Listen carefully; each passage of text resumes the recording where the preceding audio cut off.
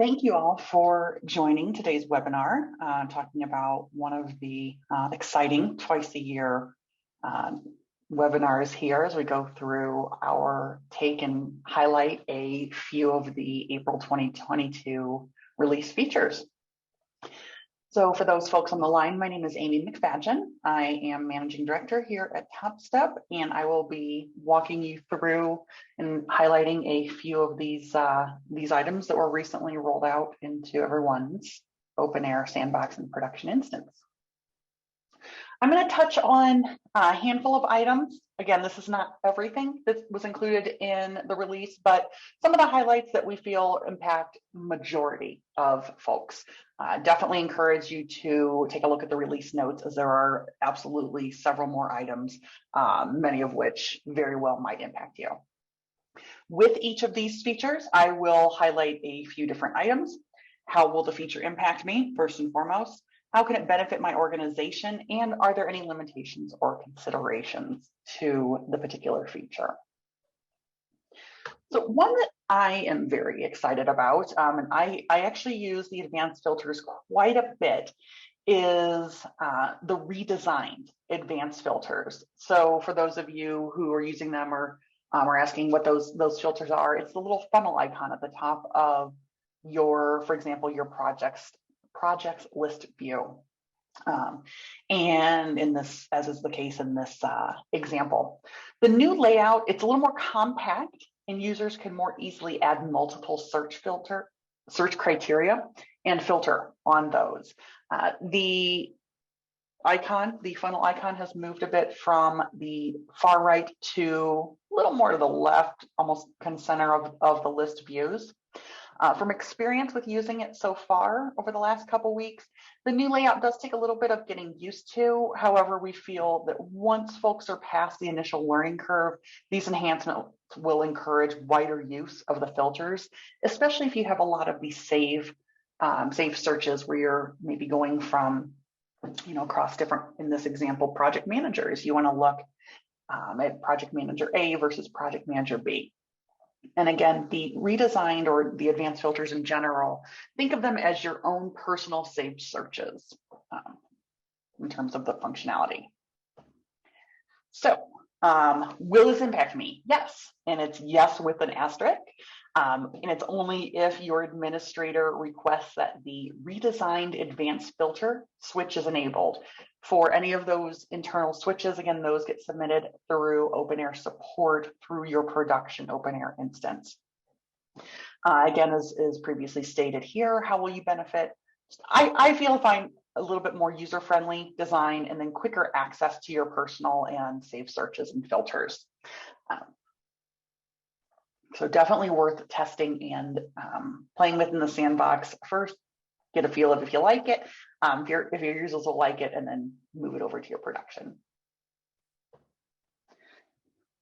The next highlight that I want to call out is the Project Center. Over the last couple of years, OpenAir have built out the Project Center and made several enhancements with the subsequent releases over those couple of years.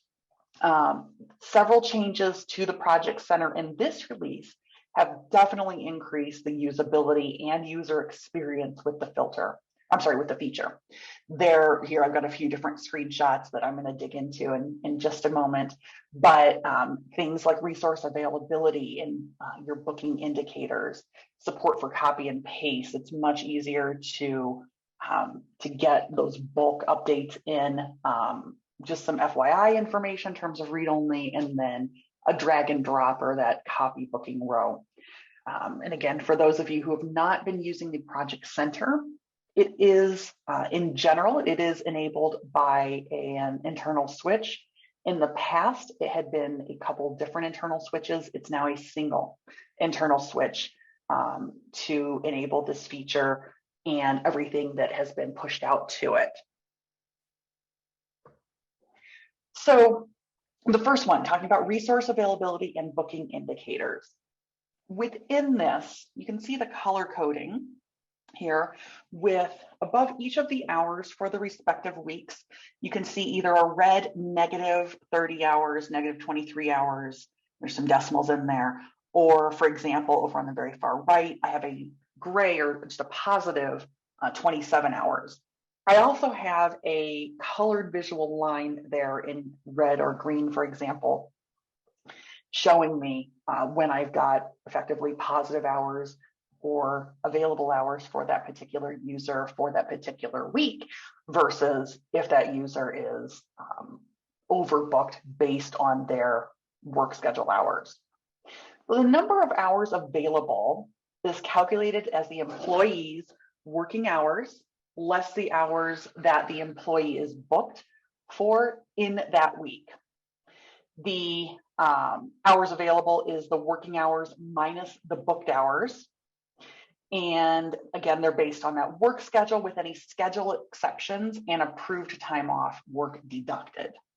So trying to think, we're in April. If we're looking at, for example, one of the, maybe like the end of May, for example, when we've got Memorial Day for US folks, or even for folks who maybe last week had Good Friday off, you'd have a 32-hour week available versus a 40-hour week. And again, the total booked hours is the sum of hours across all relevant bookings for that resource in that week. And you can, based on the different calculations, the bookings included in that calculation depend on your different account configuration. So, but the short of it is, if I'm looking at a particular project here, what you see here is on project X is in my example, I'm booked for the week of 3/21, 5 hours on for a particular user for a particular task. Same thing for the 3 hours below it. The week of 3/28, I've got one user or booked on one task for 4 hours, another for 3, and so forth. Another feature within the Project Center is drag and drop or drag and fill versus copy and paste. Copy and paste is just that, using the keyboard shortcuts of Control-C, Control-V allow for quick updates as you're tabbing across different cells. So obviously, if you're copying the same value from week over week. Drag and fill, if you're more of a mouse person, you can easily and quickly create repeat bookings week over week just by grabbing the bottom right corner of the respective booking that you'd like to move. You can move these left to right. So if you're moving them week over week for the same user, you can also move them down. So if you've got several users and you're plotting out the same hours, in this example, I've gone left to right, but again, if you go top to bottom, you can copy 24 hours from person A to person B to person C, which is very, very nice, even just to get the preliminary information in and then update it later. So how will it impact me? First and foremost, if you're using the Project Center, you will see the enhancements already deployed out to your booking worksheet, and you can use these features immediately. Again, as discussed, the available or overage hours will display in the corner. There is a setting for your task start and end date. If those bookings fall outside of the scheduled start or end date for a task or even the project, there's a little orange color that appears around the cell. You can still book someone for out of that, but it's a visual indicator to say, hey, you've got someone booked beyond when you were maybe anticipating this particular task or project to extend. And then again, as discussed, the copy paste versus the drag and drop are really simple and very similar to Excel, assuming most folks have done some drag and drop there across Excel to copy values. Okay, so in general, how will you benefit? Increased visibility of resource availability, and seeing those numbers again, as well as the color coding, faster booking creation and modifications, especially when copying same values in week over week, and then just enhanced user experience and overall usage. The Project Center is enabled. When it's enabled, it is allowed at the user role level. So the role permission must be able to view the Project Center. If the particular user is not set up to modify bookings, so if they can maybe view bookings but not modify, then there is a small little spot at the top of the Project Center booking worksheet that will say your role only supports read-only for this. Again, the Project Center, while it's not going to impact any current functionality, it is additional functionality. So certainly test the feature if you're considering putting it out there for users to use, and communicate the usage and expectations of how folks are should be using this within your organization. One of the changes to the NetSuite connector or the NetSuite OpenAir integration builder is within the filters, you now have options to use almost like a tag where you can select from a drop-down or select from a list which values you would like to add into your filters. So for folks using or who have a NetSuite OpenAir integration set up using the native NetSuite OpenAir functionality and that NetSuite connector, where within your mappings you have an actual filter, maybe you're creating your projects in OpenAir and sending them over to NetSuite, but you only want to send projects that meet the criteria of having a certain user or a certain stage. That's where you can add in these filters. And instead of having to know or keep, maybe keep handy a list of functions and copy and paste and modify as needed, you've got this filter builder or kind of a wizard to walk you through it. It is important to note that this only applies to the workflow filters. This does not apply to the lookup statements or the if statements if you've used any of the advanced filtering there in the or advanced functionality within the integration. So what does this look like on a particular workflow? For example, you can see, and might be something you've never noticed if you're not using it, but in this example with the client, there is a link that says filters on that client mapping. This is available on several different mappings. And so if you're saying here that in this particular example, I only want to send clients or populate clients in OpenAir who meet the NetSuite subsidiary idea 4, whatever that is for that particular organization. And maybe I'm looking for a project or a client that has a portfolio project designated with it as well. So again, you've got this drop down. You've also got your functions down at the bottom, your and in between quotations, equal sign, everything there. So you can click the button and build it out as a wizard. So will this impact me? More than likely, it will if you are an administrator. This does have to be enabled by internal switch.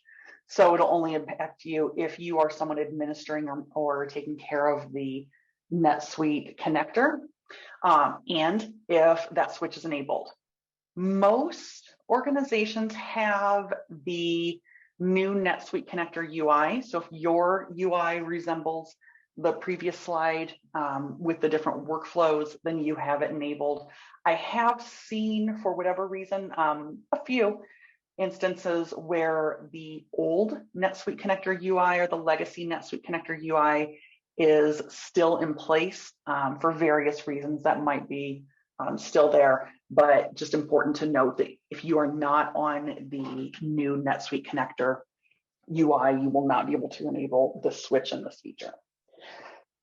Again, the benefit to it is that you can easily click and select the desired function for the filter, and maybe an example of a use case is, as stated here, is if you only want to integrate certain projects or certain clients, regardless of the export to OpenAir or the export to NetSuite box being checked in the integration and everything going through. Copy bookings with projects. In other words, create booking templates. This one has been requested to me, and I know that this enhancement request has been submitted multiple times over the years. So this is a really exciting one to see too. You can build out booking templates and copy that template to a newly created project. So in the example that you have a booking template for your initial deployments, and while just to get the initial hours and the spread of resource allocation out there, you want to copy from a template, for example, maybe your templated project, and then you can go in and make your specific adjustments for that project. This allows you to do that, which is really exciting.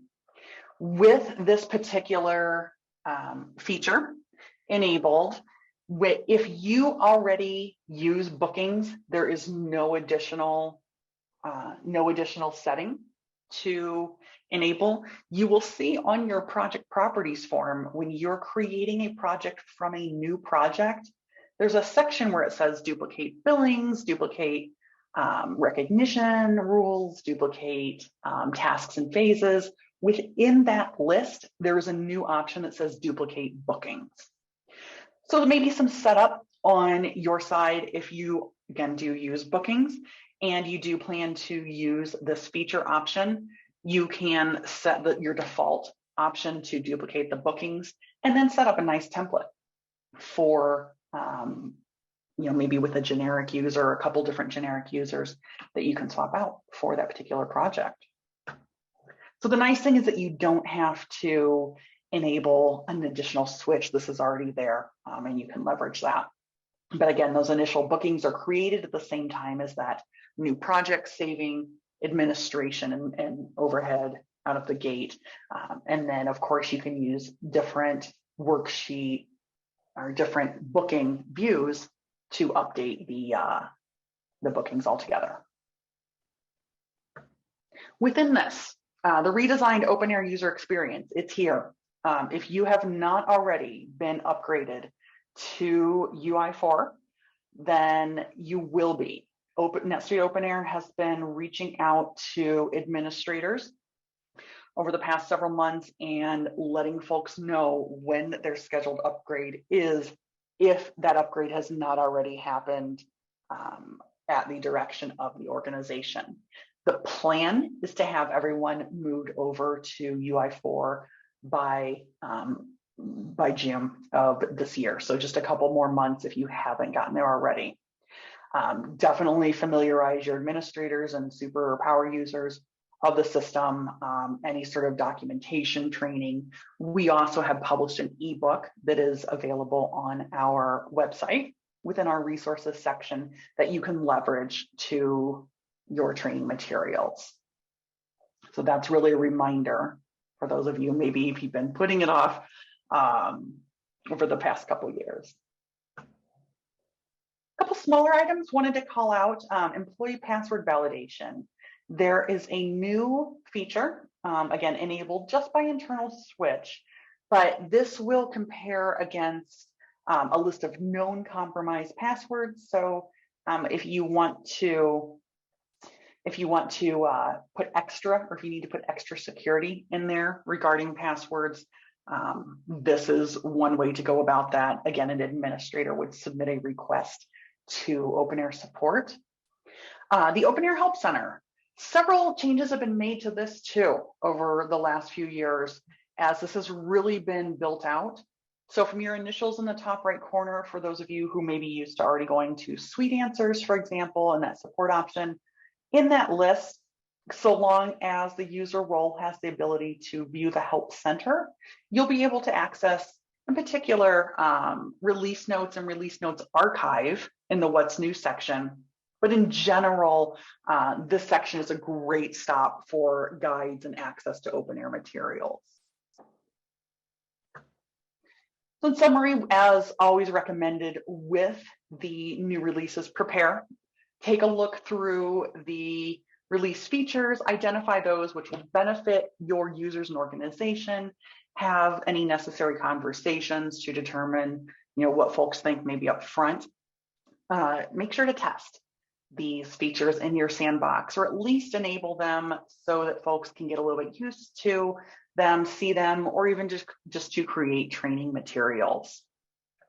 And lastly, communicate. Ensure that the impacted users are aware of the changes, and always highlighting the benefits or how they'll be impacted is certainly a key item there as well.